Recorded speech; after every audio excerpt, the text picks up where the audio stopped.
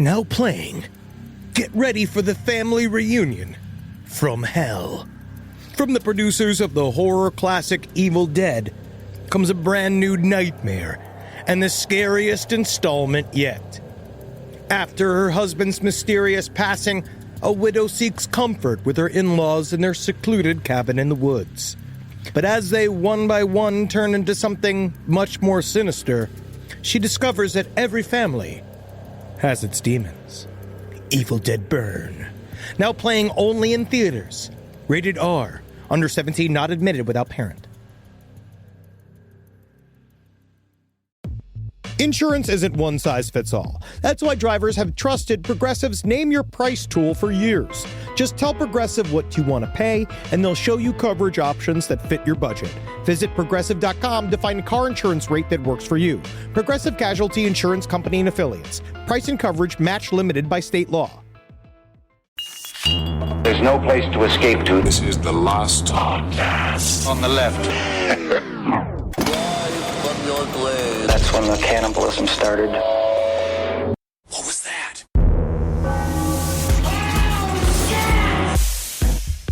Oh my god, this guy should be in Bartlett's. If Bartlett's was without fucking a headless dead girl, am I right? You are right. I think the whole Bartlett's quotations would be very different if each quote was about having sex with a headless fucking corpse. I don't know what Bartlett's is. You've never No. done a research paper? You've never tried to make an AIM away message, something classy? Are those cliff notes for smarts? No. It's books of quotes that I used to read, I guess in the 7th or 8th grade. Then you'd say something like that where it's like, I don't know, like, I would fight for truth. I would fight for freedom. But instead, I fight for these laundry bags. Or I think it's like some weird pithy quote from like Oscar Wilde or something. Yeah. I don't know. I don't make up quotes like that. No. Half Oscar Wilde quotes. It's all Oscar Wilde quotes and all just being like, I'd suck a boy's dick if it had cream in it. Oh, wait, it does. Well, Oscar Wilde. And then put that on his grave. I guess depending on the age there. All right, we're ready to start? Yeah. Yeah, I Okay. hope so. I fucking hope so. That wasn't your behind-the-scenes banter? No, I would. Yeah, I did it for the audience, but I also that's did good. it for us. Thank you. That's Marcus Parks. I'm Ben Kissel. He's taking a sip of coffee right now. You know, I'll tell you this. You know, I'm feeling a little lonely these days. Yep. Things have been really, you know, the apartment's empty. I'm Right. dealing with a lot of stuff. Really empty? Really empty. Yeah, not even a kitchen table. Not a lot of furniture in my home. Oh. He eats standing up. Oh, I man. have to because I lost all my furniture. Oh. But I'll never be Edmund Kemper lonely. No, You know what I mean? That's the thing. Reading about his life, I'll realize, you know what? I'm fine. Mm-hmm. Yeah, you're doing better than Edmund Kemper, Henry. And if that's your base for success, everybody in the free world is doing better than Edmund Kemper. Everybody but sweet Edmund Kemper. That's who we're discussing today. Finally got to the big guy, the massive man, the biggest serial killer that's ever existed, Now, Mr. Kemper. In our big hitter series, this guy is sort of like a Randy Johnson. He's the big unit. He's the big unit. We got, Edmund Kemper, the co-ed butcher, the co-ed killer, Big Ed. Oh, yeah. Big, friendly, dumb Ed. I wonder how he got that name, Big Ed. 6'9", 300 pounds. Yikes. Little chubby. Oh, I'd hate to be his pants. Oh, huge. You know what I mean? Yeah. He is a very big man. Funny little mustache, which I think is fun. He was a very sweet guy. Sweet, fun guy. Oh. I mean, in at the cop bar. Yeah. Very sweet, fun guy. And at the highway department, he had friends, or should we say acquaintances? He had acquaintances. Yeah. Yeah. Also, what I would say about him is my feelings towards Edmund Kemper is that he's sort of like a Gamergate nerd. He is the type of killer that I find to be the most pathetic. Yeah. Because, you know, like Dahmer was tortured and Ted Bundy was another sort of displacement killer that we'll talk about later on in the podcast. But like Ted Bundy was kind of, at least he had like people around him. He was just a true fucking psychopath. And Charles Manson was getting his dick sucked 24/7. Edmund Kemper really needed like mystery from the game. You know what I mean? He couldn't. This is all because he couldn't talk to women. Yeah. If Edmund Kemper, if if he didn't have the childhood that he had, he would have been that really nice guy that worked at the highway department that just watched really fucked up porn. Maybe. Or he would have been the co-ed killer. Who knows? I might go with the latter. Oh, yeah. Well, of course, let's go through a little bit about Edmund Kemper. He killed and defiled 6 co-eds, his mother and his mother's best friend, over a period of 3 years in Santa Cruz, California in the early 1970s. Oh, and I'll also say about him, too, is that I remember researching about him before, but I forgot how defiled these corpses were. This guy, yeah. he was a bit of, you know how like Martha Stewart makes like the doilies? It's like, if you leave her alone, she'll shoot out fucking 90 fucking doilies out of her office. That's what he was doing with cutting chicks' heads off and sucking on their feet. Yeah, he was a real wild fella. Can you just imagine? Leave him alone, idle hands. Is there anything more annoying to kill than your mother and her friends? Oh my God, talking about pinochle constantly. Well, according to Peter Vronsky, in my favorite serial killer book, Serial Killers, The Method of Madness of Monsters, Kemper could be described as a displacement killer. He killed 8 people before he finally killed the person that he wanted to murder all along. King Koopa. You got King Koopa? Hey, King Koopa's dead? I can't believe King Koopa's dead. Free. I love King Koopa. And that plumber was always trying to hurt him? I went I get that close on the Koopa, but I did flying a hammer as I came. Oh, it hit me right in my belly buttons. Oh my God. Because I have 2. 3 times. That's all it took. No, it was his mother. It was not King Koopa. Oh, it's his it mother. was his mother. So also, I feel like that's also very rare in serial killers, where they actually got to the source. Yes, Where right. a lot of times they'll kill around it because it's like Ted Bundy had built up an image of a woman that he wanted to murder. Well, it wasn't an image of a woman. It was a woman who had scorned him. Yes, and so he had went after her for forever. Yeah, he went after women that looked just like her. with the long brown hair parted in the middle. And so he actually got it. He actually got the dream. Yeah. He got to play for the Yankees. Got the big prize. Got the World Series ring. So as far as Santa Cruz, California goes, a bit of history about that. In 1965, the University of California opened an adjacent campus. And that just blew up the hippie population. Oh, my God, the hippie population, because it was a retirement and tourist community at the time. But within 7 years of the university arriving in Santa Cruz became what was known as the murder capital of the world. It's just so weird because it used to be the boogie board capital of the world. And that's the fastest the boogie board capital of anywhere is turned into the murder capital. Yeah, I don't think that's ever happened before. Except for Cleveland. Not a lot of water. Yeah, the boogie board phase of Cleveland was short. Well, they didn't think through. No. Because all they had were these empty alleyways and burnt out football stadiums. But it rains every now and again, so you never know when you can use it. The reason why it was known as the murder capital of the world is because during the period of 1970 to 1973, there was a spate of murders. First of all, John Frazier, who was an extremist in the hippie lifestyle, killed a household of 5 in the Manson family style, meaning he killed them all in one night to stop what he viewed as the spread of progress that was ruining the natural environment. Well, he's got to kill more than that to do that. And they also need to be guys driving SUVs. That's the problem. Think about that. Think about that. Get Ted Nugent. Oh, yeah. Get him then. Go get Ted Nugent.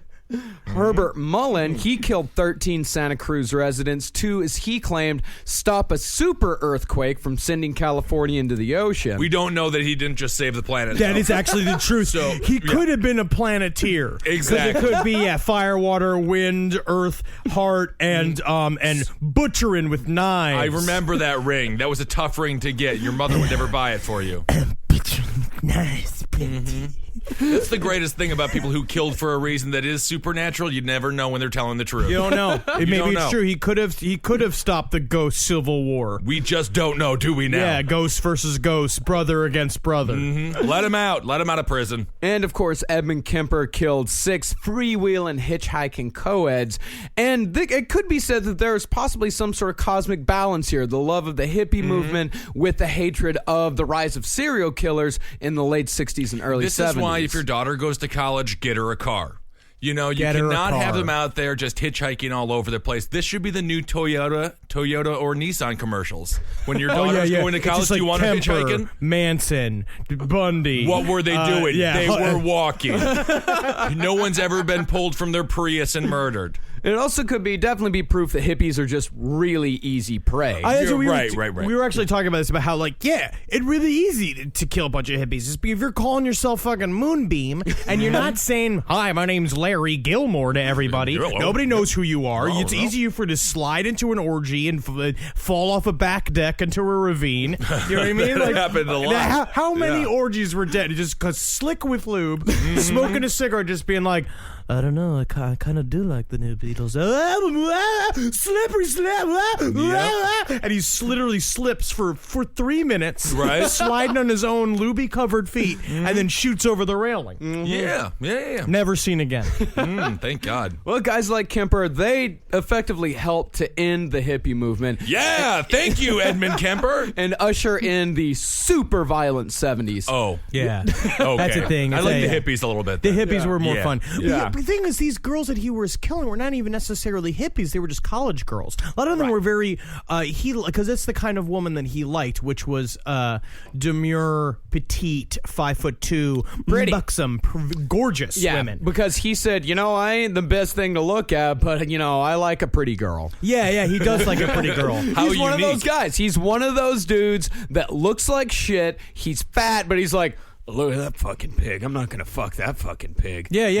Right. Because it's a problem is that if they got a big, thick old neck, it's so hard to get the bone saw through all that meat. And it's a Right. good, nice, petite young girl. Ooh, so nice. You just take a paring knife, slip. You got a head all your own. Sure, yeah, I've seen that infomercial for the knife. Ginsu. Yeah, for the Ginsu, the ninja knife.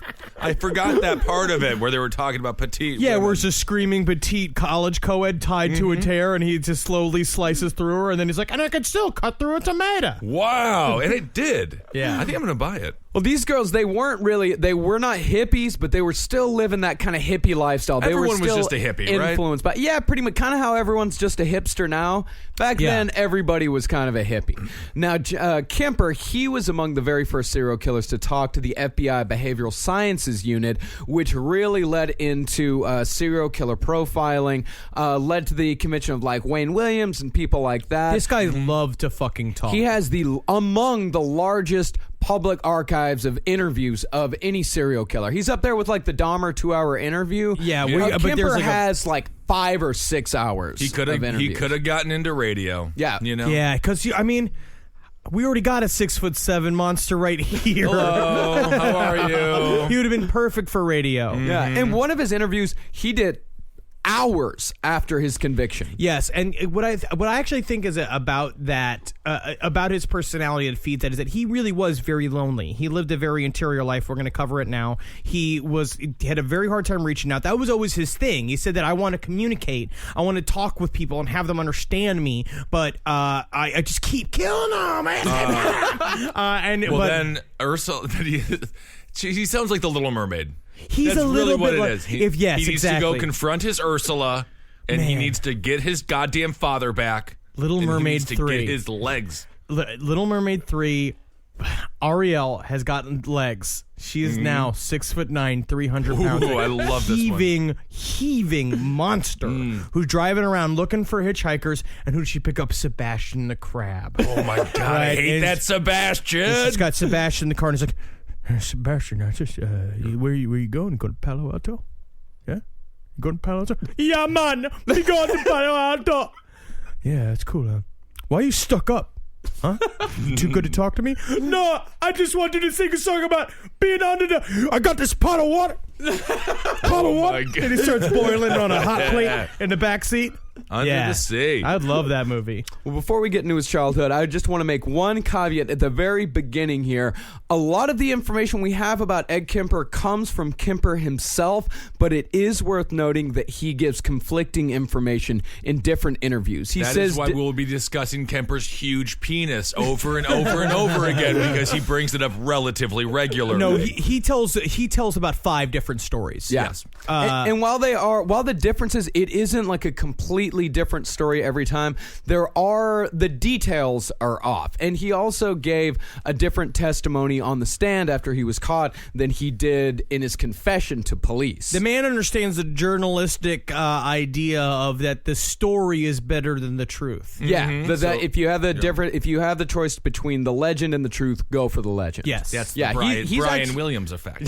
He's actually very good at narrative, honestly. He's a very good storyteller. Well, we'll get into the books on tape. Oh, yeah. So, Edmund Emil Kemper III was born in... I didn't try with that middle name very hard. I think it's Emil. I think it's Emil. It's No, Emil? it's Emil. Do you remember Dragnet? Remember the Dragnet movie? Mm-hmm. Yeah, Emil. Why would I? Yeah, With you Dan remember? Aykroyd? Yeah, everyone remembers the Dragnet movie. Satanism was involved, Henry. Yeah, how could you not love that? I remember the guy that was kind of the henchman. His name was Emil Scuzz. Oh, okay. Yeah, and it was spelled E-M-I-L, so I know it's Emil. Great. Right, we got that. Is great. He was born in Burbank, California, middle child and the only son to Edmund Emil Kemper Jr., who came in at 6'8", and his wife, Clarnell. Yeah, Clarnell is an odd one. Yeah. You don't hear that name too often, and I don't ever want to hear it again. No, because it's for show horses. It sounds like a way to get popcorn from the back of your Clarnell. Clarnell? Yeah, extremely domineering, violent alcoholic, definitely made a habit of berating Ed in public whenever she could. It sounds like the first name of like a commandant of a police department, or Clarnell, get in here. Like It's a bizarre one. She was a big woman as well. She topped out at 6 feet tall. Yeah, she was a very big, domineering woman. Again, we're going to see this as a constant in many serial killer narratives. She owned Edmund Kemper's life as a child. Yeah, at the age of 8, she disciplined him by forcing him to sleep in the family cellar for 8 months. The only way he could get out was through a trap door that was underneath the family dinner table. So every night they would pull the dinner table out, let Edmund in, push it back over again, and of course he couldn't get back out until the next morning.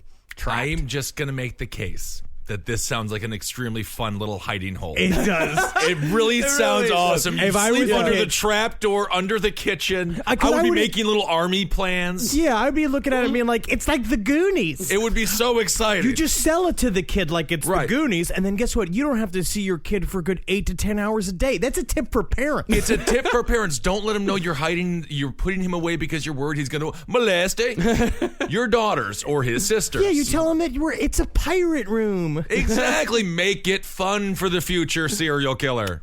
So Ed's father, when Ed was 9, his father left, sick and tired of Clarnell. After his father left, Ed became a gigantic John Wayne fan. Oh, absolutely. Yeah, Gacy-esque. huge. Yeah, that went all throughout his life. That's one of the ways he was able to ingratiate himself into the cop lifestyle at the jury room where Because he he hung would out. walk in and literally do like John Wayne impressions, and they just loved him. Yeah. He really got along with the cops. Yeah, Oh, yeah. There's something really about a bunch of drunk, mustachioed cops that love a 6'9" woman murderer. Doing John Wayne impressions. That time doesn't exist any longer. John Wayne was the only dude that was really around. That's what every single guy modeled themselves after. What about Rock Hudson? Well, you know.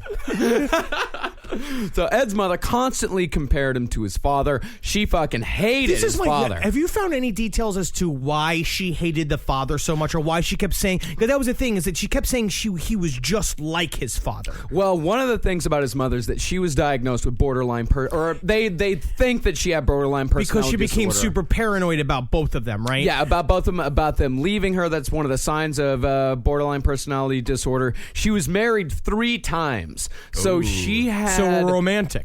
Yeah. She had a problem with relationships. Let's just say that. All right. So at the age of 10, Ed, already above average size. You know what that's like, Ben. No, I don't. No. Yeah, no, No. Ben is. I am 5'7" tall. What about Ben, the petite one Kissel? Yes. What would he know about above average size? I know nothing about what Edmund Kemper's lifestyle was as a child. His mother described him as, quote, a real weirdo. It's because she was obsessed with the idea that he would come out of his room at night and molest his sisters. And this is where I'm saying, it's like, yes, I imagine it was partially unfounded because she was mentally ill and she looked at him and she kind of saw his father and she was like, he's going he's gonna molest. He's gonna molest as soon as the chains comes off. But the problem is that I also think that I feel like the thinking someone's gonna molest somebody street is a two-way street. And I think that a lot of the times is that it's probably knowing how Edmund turned out. Yeah. That he maybe was given a little bit too hard of a gander at his sisters, and his mother possibly saw it.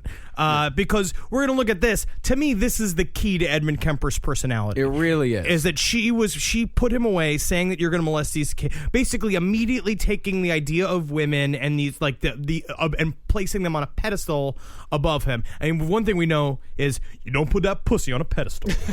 No. You keep it attached to the person. A taxi driver told me that.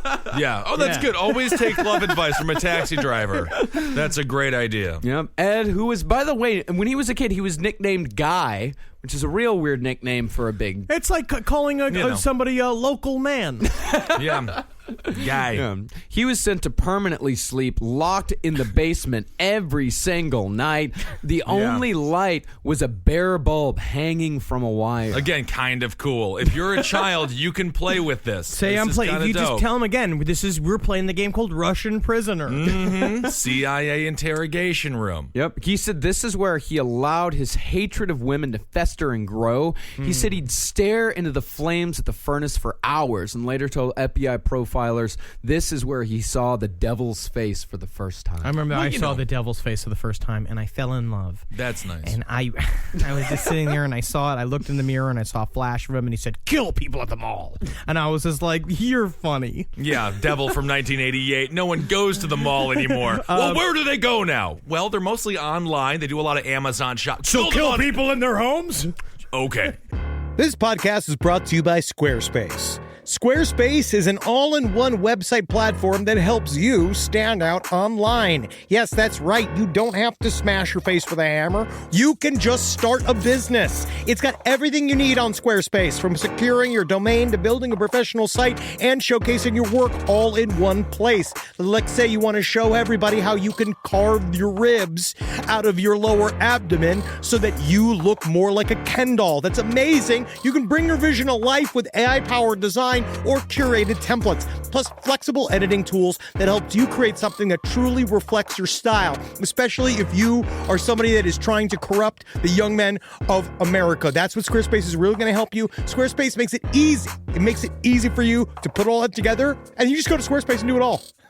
Thanks, Braden. Head to squarespace.com/left for a free trial. And when you're ready to launch, use offer code LEFT to save 10% off your first purchase of a website or domain. Hey there, everybody. Is your cell phone bill too much money? Are you getting that bill and you're like, hey, what is this? I can't believe for what? For 5G? Are you crazy right now? $100? I don't even barely got any bars when I'm just sitting in my living room, okay?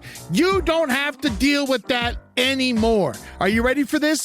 $15 a month. That's right, $15 a month on Mint Mobile. Yeah, baby. Get their wireless plan, because they're just sitting there on the T-Mobile 5G network, and it's just $15. Your whole life, you're just paying all this money every month. You're like, why? Where's it going? It's going to these phone companies that are robbing you. So go to Mint Mobile. Let them help you talk to your mom. So get your new wireless plan for just $15 a month. Go to mintmobile.com/LPOTL. That's mintmobile.com/LPOTL. Cut your wireless bill to $15 a month at mintmobile.com/LPOTL. That's it. There's no catch. Upfront payment of $45 for 3 months, $90 for 6 months, $180 for 12 months. Plan required, $15 per month equivalent. Taxes and fees extra. Initial plan term only. Greater than 50 gigabytes may slow when the network is busy. Includes up to 20 gigabytes hotspot. Capable device required. Availability, speed, and coverage varies. See mintmobile.com. All right, I know what you're thinking. I like to go banking, but I don't want to give to these big old banks all the time that cater to the 1%. Well, go ahead and get yourself hooked up with Chime. It's banking built for you, not just those rich jerks. And they got thousands of fee-free ATMs because why pay to get your own money? Chime is working for you, man. You get your Chime card, you're going to get travel perks, you're going to get into airport lounges, you're going to get those chicken thighs. You know, every time I go to an airport lounge, I get chicken thighs. And you know what I say whenever I see a plate of chicken thighs? Give me more. Chime's going to get you those chicken thighs in these lounges, all right? Sure, they could serve other types of meat, but why would you when chicken thighs are so delicious? Chime is not just smarter banking, it's the most rewarding way to bank. Join the millions who are already banking fee-free today. Head to chime.com/left. That's chime.com/left. It only takes a few minutes to sign up. Chime is a fintech, not a bank. Banking services for Chime Card provided by Chime's bank partners. Optional products and services may have fees or charges. Stated cashback for Chime Prime only. No minimum balance required. For more information on travel perks, go to chime.com/disclosures. So she put him in that closet to toughen him up. No, that's what well, that's another one of the conflicting things. He said, but again, if you think he's going to be molesting your daughters, you probably shouldn't be toughening him up, right? No, you want to weaken him. Yeah, you want to weaken the boy.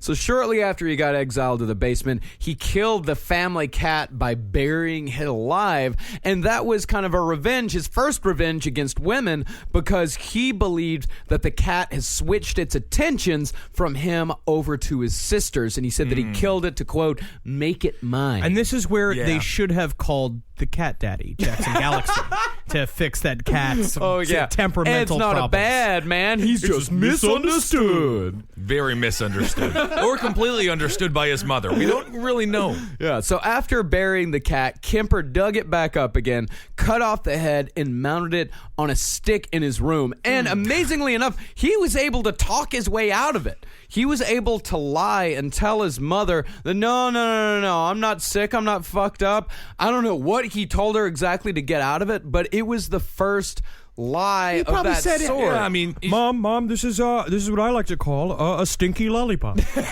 Yeah, this was his first. It was his first experience in hiding the darkness and being able to persuade people that no, there is not a necrophiliac murder behind this facade. This is a regular nice guy. You got to know if you want to keep that head before you bury it. That's he just gave himself more work to do, and that's really the travesty. Pre-planned. Yeah. Also, I think that what we're looking at, Edmund Kemper, of all of the killers we've covered, is probably the deepest sociopath of all of them. Oh my God! Where it's like, where John Wayne Gacy, because I look at him as like John Wayne Gacy is the ultimate, to me, in cloaking his personality, right? Where it's like he was a politician, big public figure, but I think, and then secretly was a boy murderer and loved the suck.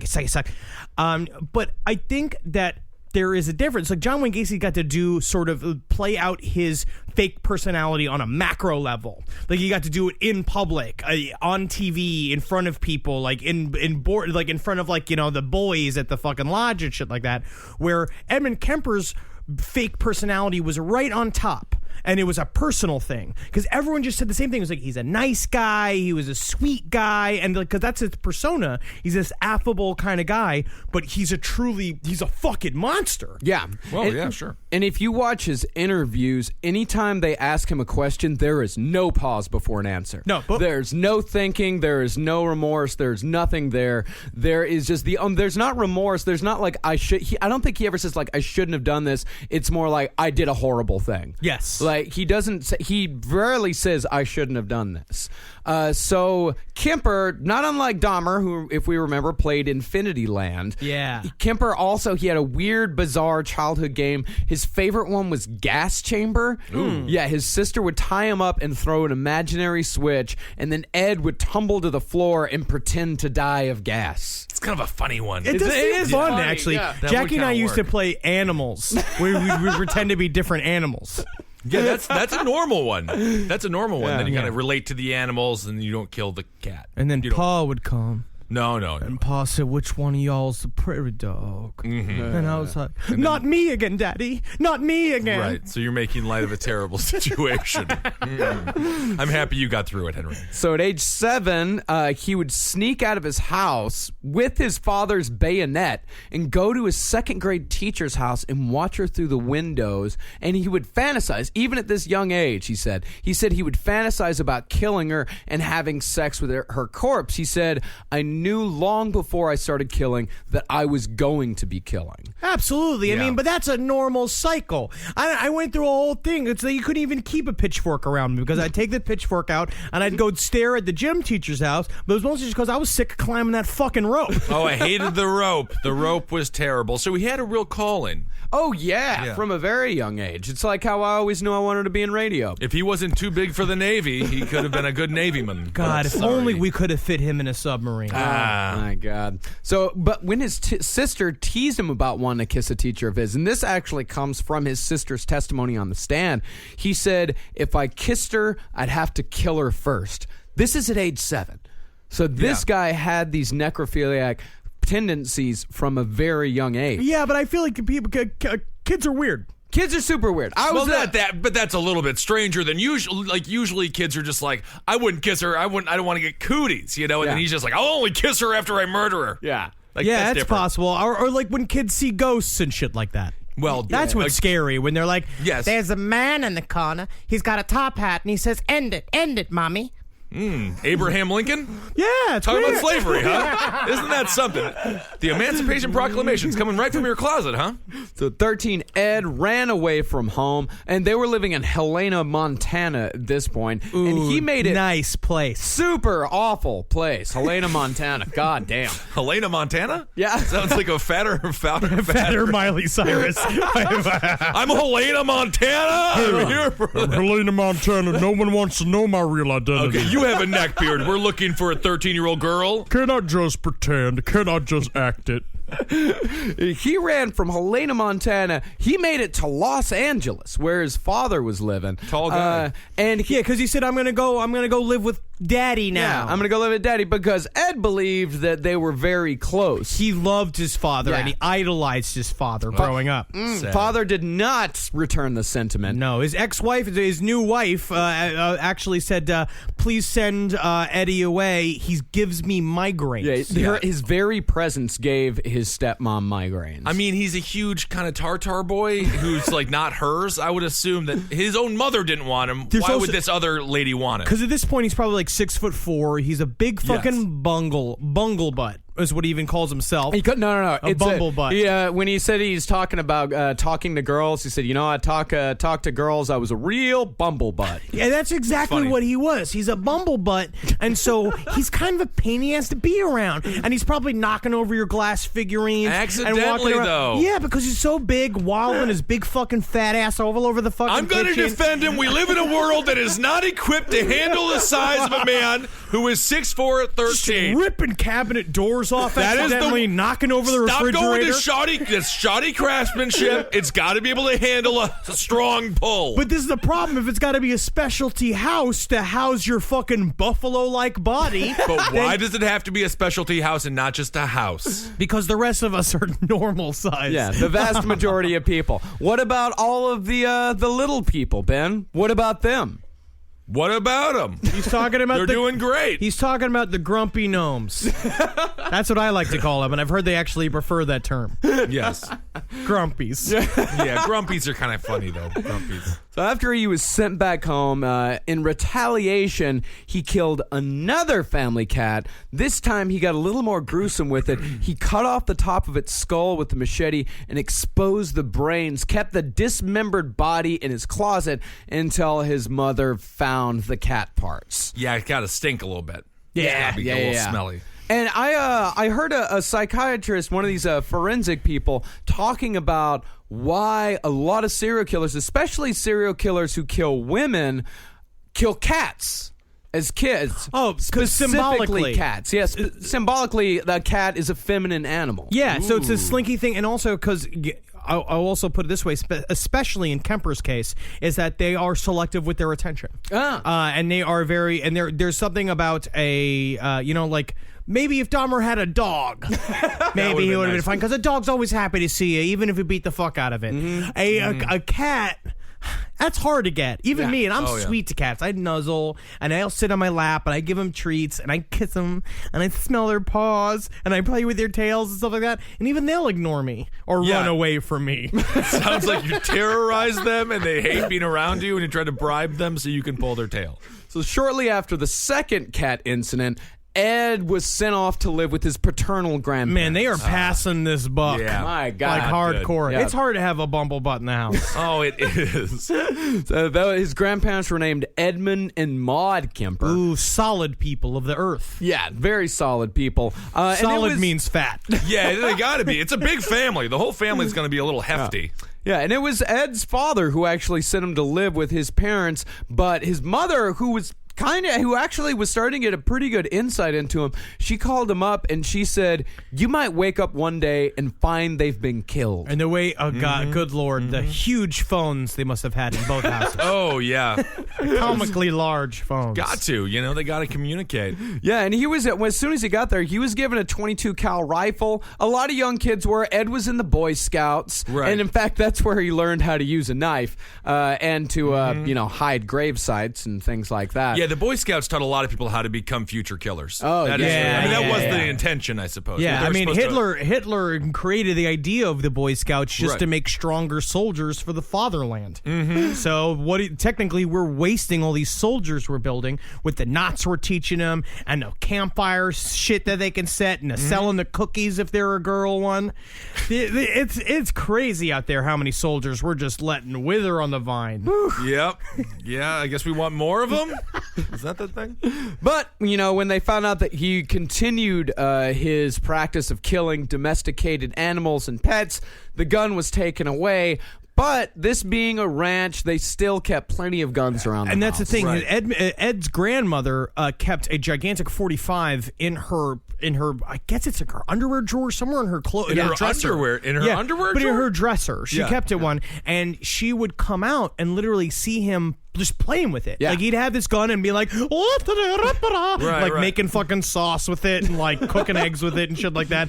And so it got to a point where she'd have to take it with her places. And Kemper would say he'd watch her leave with her purse jam-packed. And he's like, "What's in your purse, Grandma?" She's like, "Oh, nothing, Ed. Nothing, just going to the store."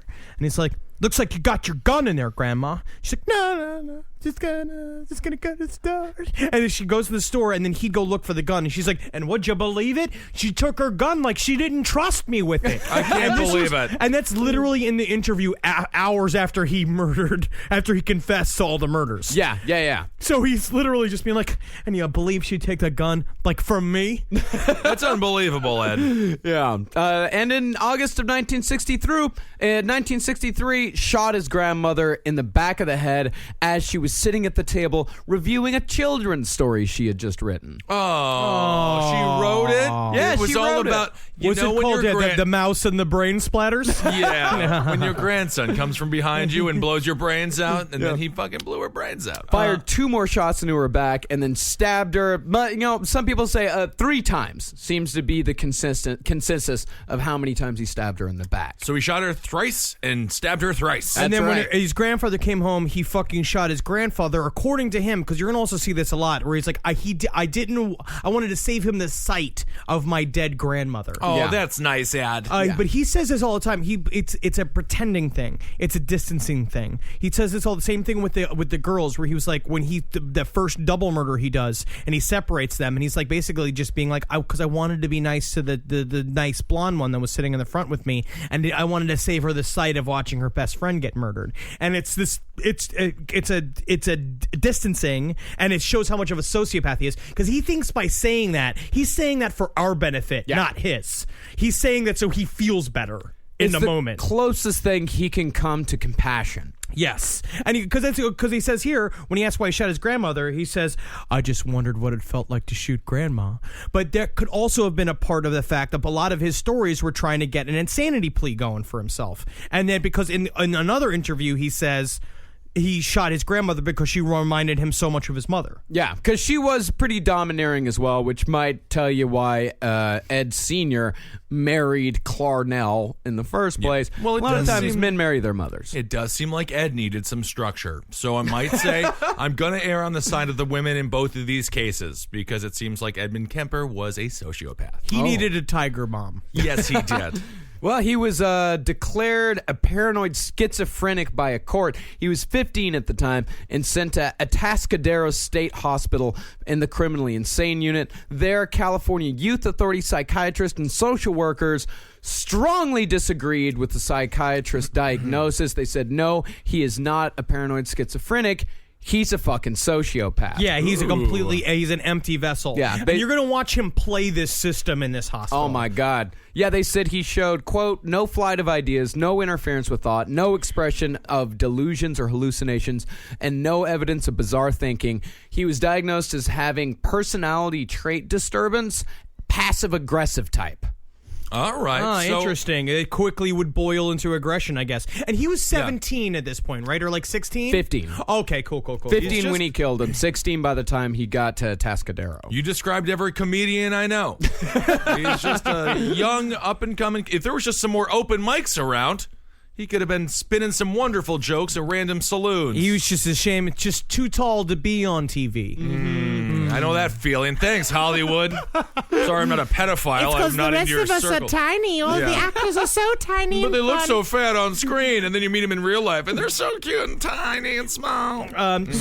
So he started working at this mental hospital, and he managed to worm his way again using his. This is where you're going to see it. He's so affable and friendly and easy to like as a guy. He became immediate best friends with a psychologist. Well, the reason why he was able to ingratiate himself with the psychologist, much like he would with the cops later, Atascadero had 1,600 patients. Dozens of them were murderers. Over 800 were rapists, and there was a psychiatry staff at only 10. Yes, and so they're Kemper, looking. Yeah, he's not the worst one there by any means. But God, they're also looking for allies. Yeah. They want allies because everybody does, because even in the end, it's like in prison, too. It's like prison guards will match up with prisoners and befriend them to basically find out if shit's going on the inside. You get advanced warning of stuff.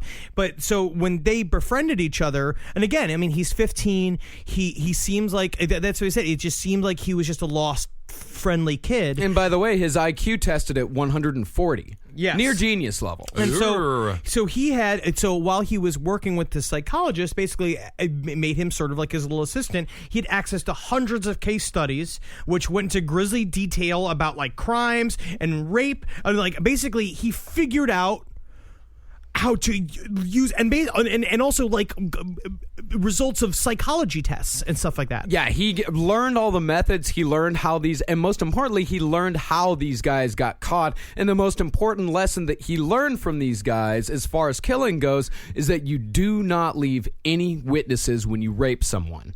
That's how all of these. You don't leave any witnesses. You would think that's 101, and you don't leave any. And you don't leave any physical evidence. Oh, I thought Rape 101. I mean, the first lesson, I think, if I were to teach a class called Rape 101, I would be like, "Don't do it, guys." Well, that would be of day course. 1. And day 2, I tricked you coming in here. Don't do it. Don't do it. But he also say, I mean, he was also just jerking off to all the pictures of raped women and all the people telling him about what they raped and what they did when they raped, and he was just jerking off, having a great time. And you saw this also with Richard Ramirez. This is a very important time in the development of your sexuality. Yes. And both of these guys, their sexuality got tied up with violence and rape at a very young age. Because he started realizing, because he felt so awkward about himself personally that I feel like he got an idea at an early age of like, if I want it, I gotta go take it. Yeah. Yeah, exactly. And about his work ethic, the psychiatrist that he befriended, he wrote, he was a very good worker, and this is not typical of a sociopath. he really took pride in his work. Yeah, because his work was thumbing through grotesque pictures of raped women that he was coming to. Yeah, he was having You know, it was his dream job. Oh, yeah, absolutely. And he would help administer tests to other prisoners, and in the process of administering these tests to him, he got an extremely clear idea of what psychiatrists considered insane and sane. So he was able to play the system to such a way where by the time he was 21, only did 5 years in this hospital for killing both of his grandparents. Right. By the time he was 21, he had convinced these psychiatrists that he was ready to go out back into the outside world. They thought he was cured. Right. Yeah. Well, it's always good to send them out there just as soon as they can start drinking hard. You know, that's great. That's going to be perfect for the sociopath. And we're going to see a time now. So now that he's out of jail and he's 21, we're going to basically see the same thing happen to him that happened to Manson. Is that in those 5 years he was gone, when he comes out on the other side, the hippie movement's now going on. Yeah. Well, yeah. And so he missed the whole beginning. Yeah, and he missed his adolescence completely. From 16 to 21, the only people he hung out with were middle-aged men and rapists. Right. I mean, but it definitely a better environment than the one that he was in previously, it sounds like. Well, I don't know, though. And speaking of that, when he was released, psychiatrists, all of them, strongly recommended that he not live with his mother. And they sent him straight to his mother. They'd recommend it's like, put him in a halfway house. I thought they recommended that he go play basketball. Oh. Hey, Edmund, do you play basketball? No, I am a serial killer. You know what's so funny? I was in a Target the other day, and a guy, this janitor was there, was cleaning the floor, and he said to me, he's like, man, if I was your height, I'd be playing basketball to Kissel while I was standing next to him. That's a great bit. Ben Kissel does a stand-up bit. A stand-up comedy bit. Stand-up comedy bit. Call me a squirrel, because I'm covered in acorns. That's right. So many people are focused on where their money is today. And Acorns is the financial wellness app that cares about where your money is going tomorrow. Let Acorns work for you. You put acorns in the ground and you're gonna get trees tomorrow. That's right, investments. And with the Acorns potential screen, you could find out what your money is capable of. I always do that. I'm like, I want to invest in something that I like. Let's say cheeseburgers. Okay? That's kind of hard to do. Acorns will help you find a cheeseburger that is right for you. So sign up now, and Acorns will boost your new account with a $5 bonus investment. Wow!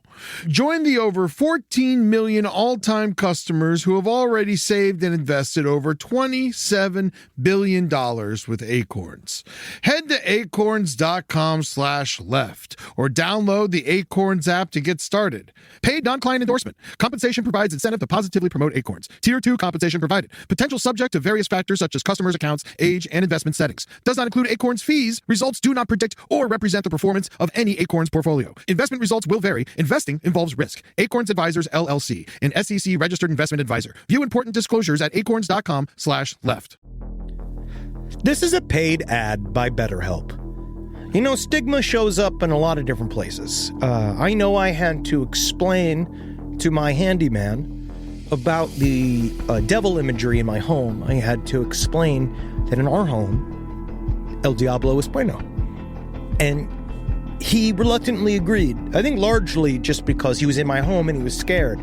But over time, he began to see, the devil can be my amigo. See, even in 2026, stigma can get in the way of a lot of things, right? My handyman almost didn't put up my floating media cabinet, right? You gotta get support for your mental health. Maybe you've encouraged friends to consider therapy while avoiding taking the first step yourself because you're busy, worried what others will think, or telling yourself you should handle it alone. No, you need a team. Get therapy with BetterHelp, the world's largest online therapy platform. Give me a space to slow down and talk through what's building before it feels unmanageable. So let's take a short questionnaire to identify your needs and preferences, and BetterHelp will handle the initial therapist matching work for you. Their industry-leading match rate means BetterHelp typically gets it right the first time. Feel confident knowing BetterHelp Therapists work according to a strict code of ethics and are fully qualified. So don't let hesitation hold you back. Find support with BetterHelp. Sign up and get 10% off at betterhelp.com/lastpod. That's betterhelp.com/lastpod. It's obvious we love true crime, but it does make us feel a little paranoid about what's out there, as it should. And that's why it's so important to get a home security system that gives you peace of mind. With SimpliSafe, you can stop crimes before they even start using their AI-powered cameras to identify threats on your property and alert US-based live agents to take action. Like arriving in a helicopter in the night, coming down from the helicopter, zipping down and breaking through the windows with their big axes, and going through the house, ripping through the walls, finding the criminals. It's easy to do.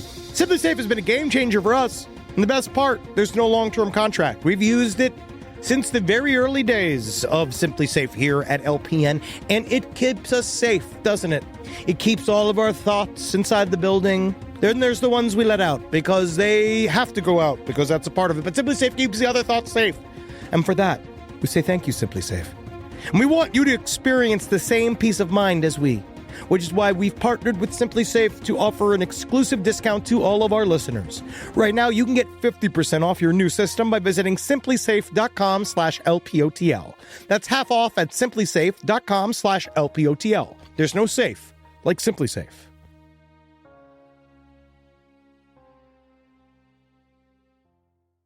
So the two, after Ed moved back in with his mother, the two moved to Santa Cruz, where Clarnell, now with the last name Strandberg. Oh, yeah. Clarnell Strandberg, she became an administrative assistant at the University of California. And this is going to be his gateway drug. Yeah. To all of these poor women. Now, this is a very interesting fact right here, is that his mother was extremely popular and very helpful at her job on campus. Yeah, everybody loved her. That's how it always is. Yeah. Yeah. I mean, I think that his mother wasn't crazy. She nailed it. I think he's a sociopath. She saw it when he was a baby. It was like literally a thing where she's like, she saw him. He was always weird. He was always a little fucked up, and she was looking at him and just being like, I must kill it. You send them to a therapist. Yes. Well, you don't send them to the basement. It doesn't matter. Either way, she harvested this demon creature inside of her womb and then birthed a monster. It's disgusting. It's disgusting.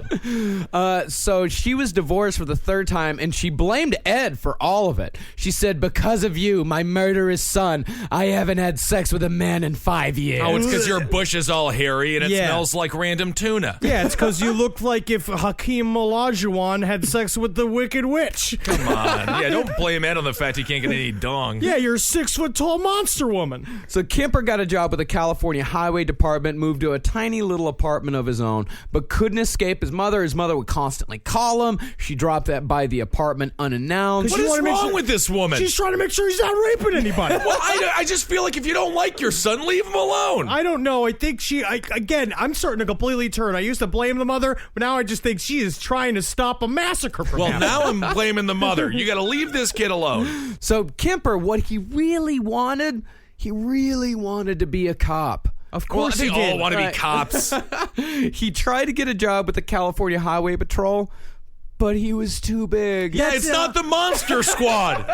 He has bolts on the side of his neck. The guy looks like Frankenstein. There's no way. You mean to tell me? I think cops should be 6'9", 300 pounds. Well, he wanted to be a chip. He wanted to be the guy on the motorcycle. That's a problem. He looked like a bear on a motorcycle. Yeah, he looked like a circus act. Him driving past, they'd be like, "Look at this guy." I agree. Big cops don't shoot. We can just grab them. You just grab people and hold on to them. Yeah, they swing arms like Andre the Giant from The Princess Bride. Yeah, that would be amazing if someone just knocks on the top of your car and you're just like, oh, and then you're just like looking at his dick and officer, where are you? And he's way up there. Isn't that cute? Because of how tall he is? Because of how tall he is. Did he play basketball? You lived a life of pain, Kissel. I can hear it. No, I didn't. So he... I didn't. I don't do nothing. So instead, since he couldn't join the Highway Patrol, This is when he starts hanging out with cops. You know what? This is so. It's a little bit different, but my uncle was too fat for the army. I swear to God, I just remembered this, and he came back and he was super sad, but he loved the army, and then he became a police officer because he was only 6'3", and they let him in. Yeah, exactly. But then And he you had to quit can't 'cause- be too fat to be a cop. No, that was a requirement. Yeah, you can be too tall, but you can't be too fat. Yes. Interesting. But yeah, he was too fat for the army. I'll never forget when he got back that day. He was crying. But I was just like, "You're fat. You are very fat, Uncle Grant. That's why I'm named after you." Yeah. They would literally just use you as a body shield. I don't know why you wanted to go so bad. So he started going to this place called the jury room. Which is weird that it's a cop bar because the one thing cops hate to do is go to fucking court. Yeah. Yeah. So it's They don't weird. like jurors. Yeah, it's the worst thing for him. And he was able to go here. He was able to sneak his way into the cop circle because he was this big, genial guy. He was just seen as like a harmless eccentric. They called him a cop groupie. Yeah, they call it because that happens a lot. And again, it's like Charles Manson, the music scene, where it's just like a guy, a guy in the background who's just like, "You guys want to hear Jumpin' Jack Flash on the jukebox again? I know it's been 7 times, but it's kind of my favorite." It is a fun one, but this is totally different than Manson because Manson was like, "Fuck the pigs," he was total countercultural, and this is like the hippie movement, and where this is like the 70s now. Yeah. And he was just like, I'm gonna start loving the cops He at was their super- peak of when everybody hates them. He was very conservative because he was more comfortable in the conservative world Well, it's because he because- was so uncomfortable with himself. Well, and it's because also you have that same thing with Ted Bundy. He's a good old Republican boy.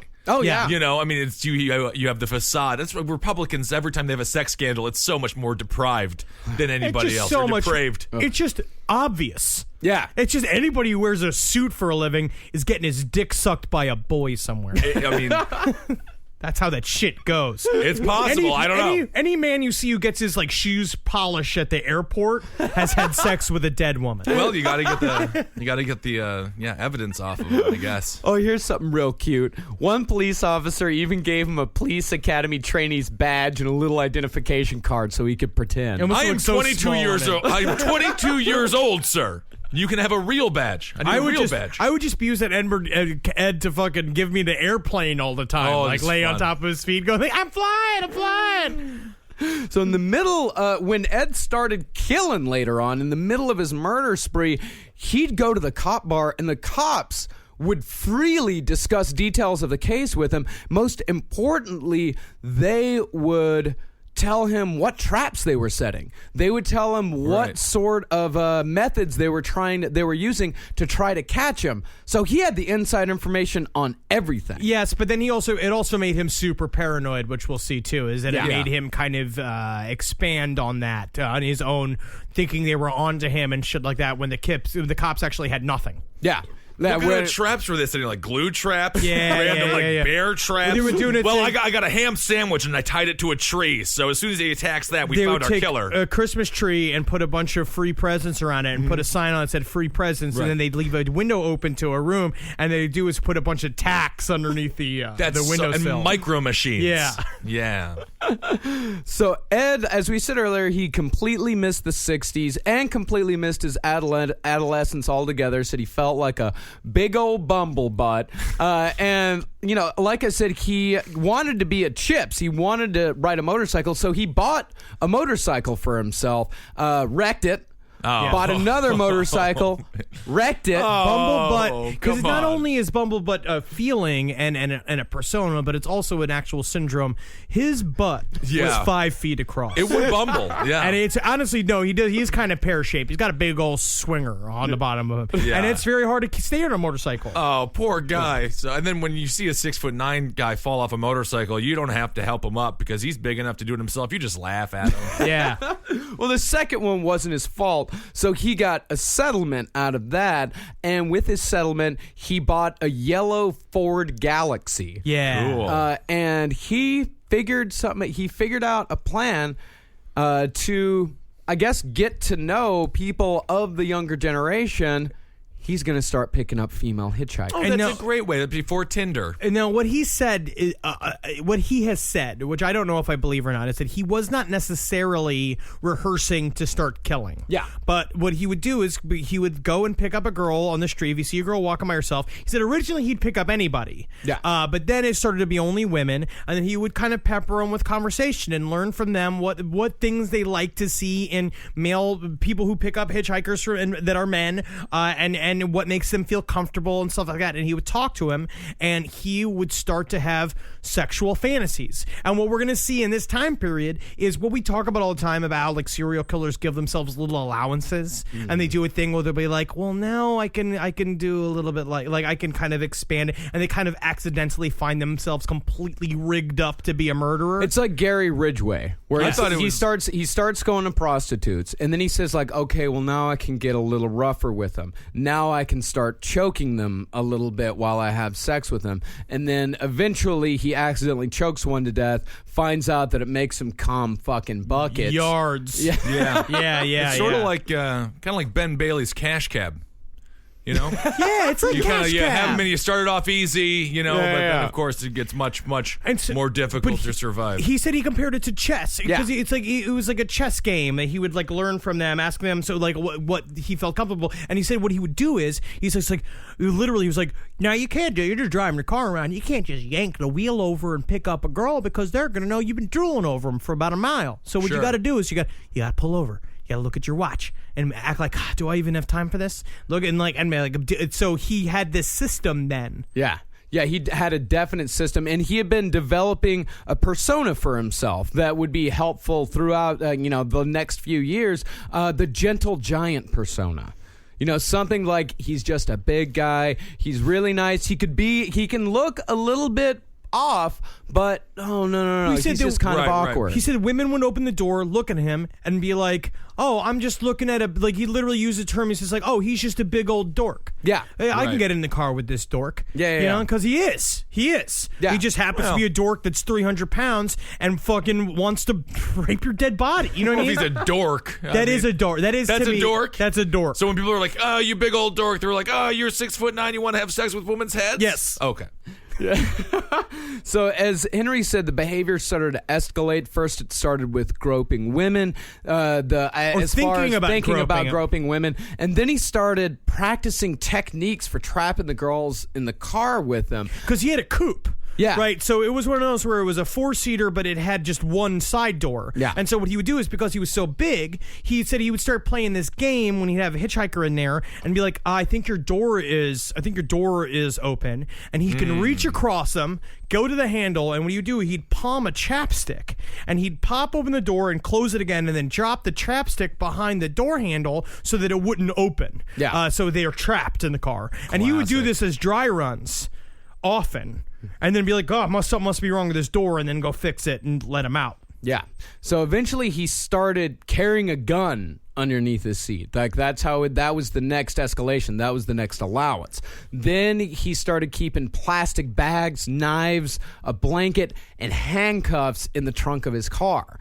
And by his estimation, he said that he picked up around 150 hitchhikers, any of whom could have been chosen. 150 with the gun. Right. And with all of the equipment in there. Like any of the 50. And then he said he finally felt the inner drive, the urgent need. He called it his little zapples. Oh, yeah. Little zapples sounds like it's kind of fun, though. It sounds like a Hostess cake. Yeah, well, I love a little zapples. It's got a little strawberry filling. But also, during this time period, he would kind of go into an inner monologue with himself with these, because that was kind of his problem, is because he could not broach conversation with these women properly and connect to them. He was nailing it. But not they were really. Getting into his car. No, because they were at a distance to him. He started to view some as friendly and some as haughty. And it was like, and he would begin to, because he kind of had a Madonna horror complex, obviously, where he'd be like... He thought he was a Madonna, he thought he was a whore? No, it's like he viewed women as either innocents or sluts.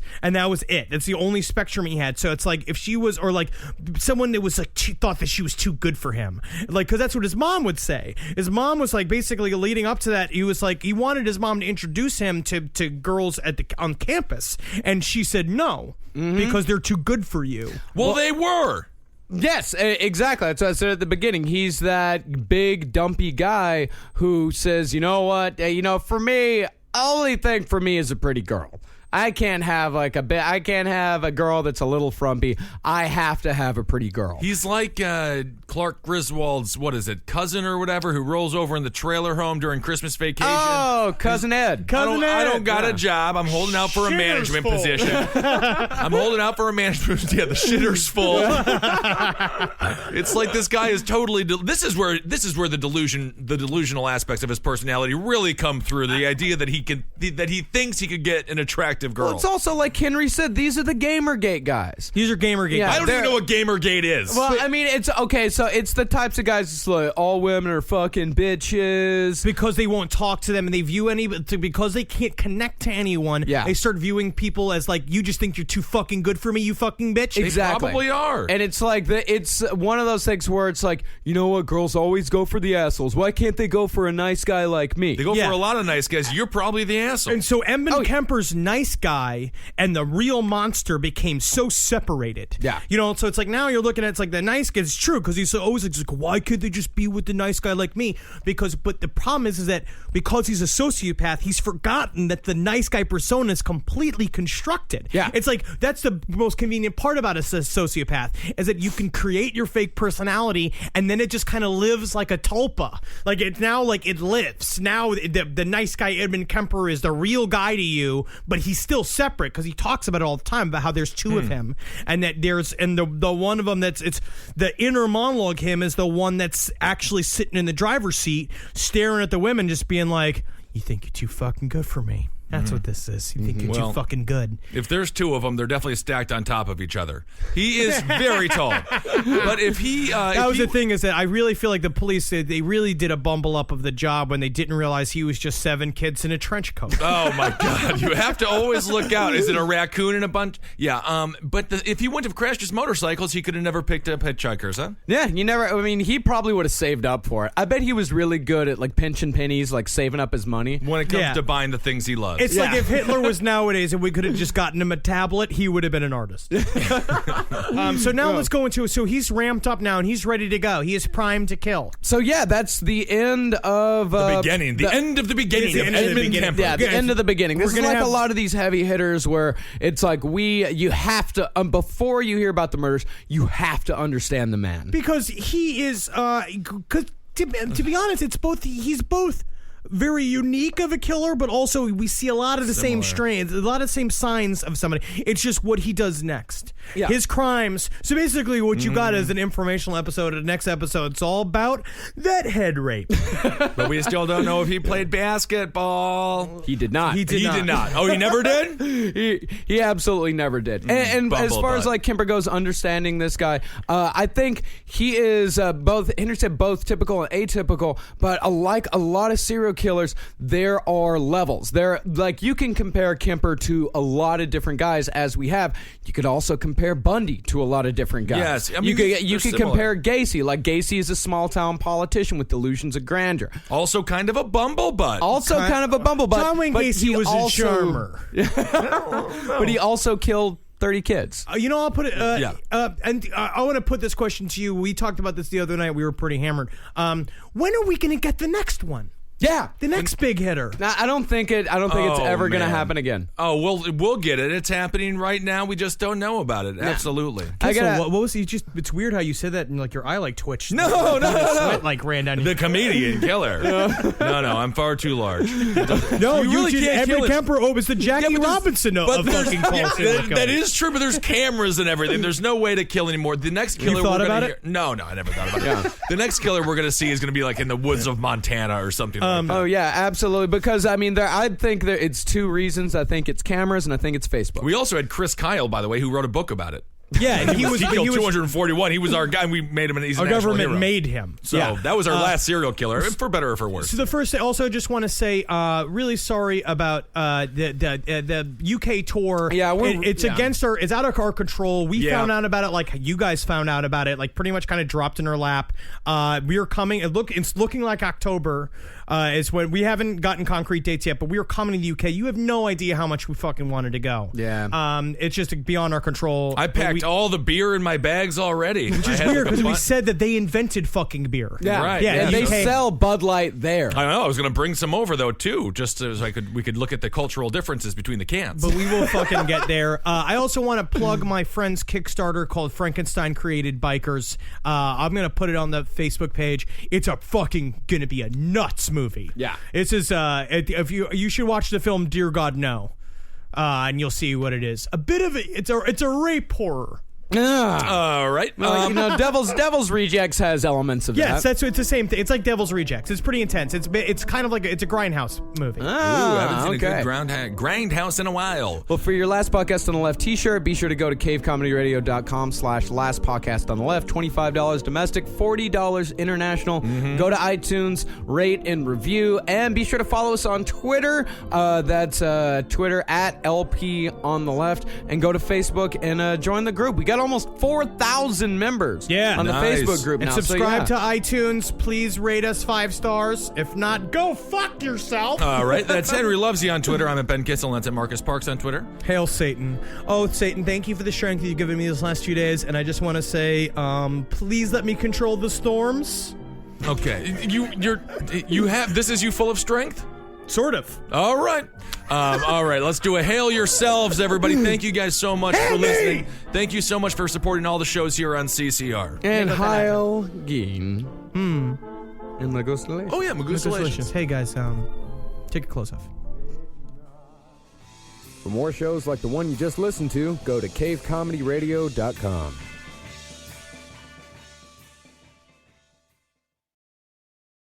You've tried melatonin, the white noise machine, the blackout curtains, the magnesium, and you're sleeping fine. Not great, just fine. At some point, you have to consider the 4-year-old pillow is doing more damage than the magnesium is fixing.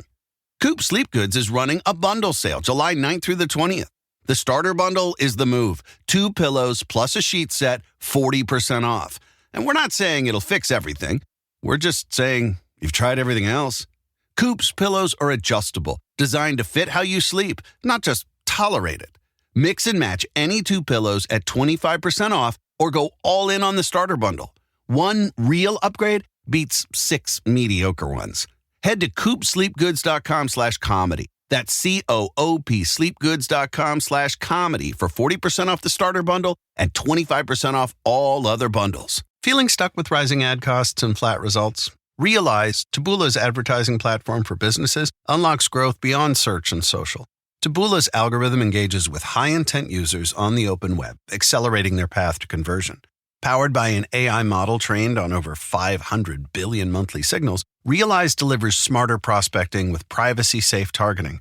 The result? Higher conversion rates and scalable funnel at lower cost. To learn more, visit realize.com/podcast.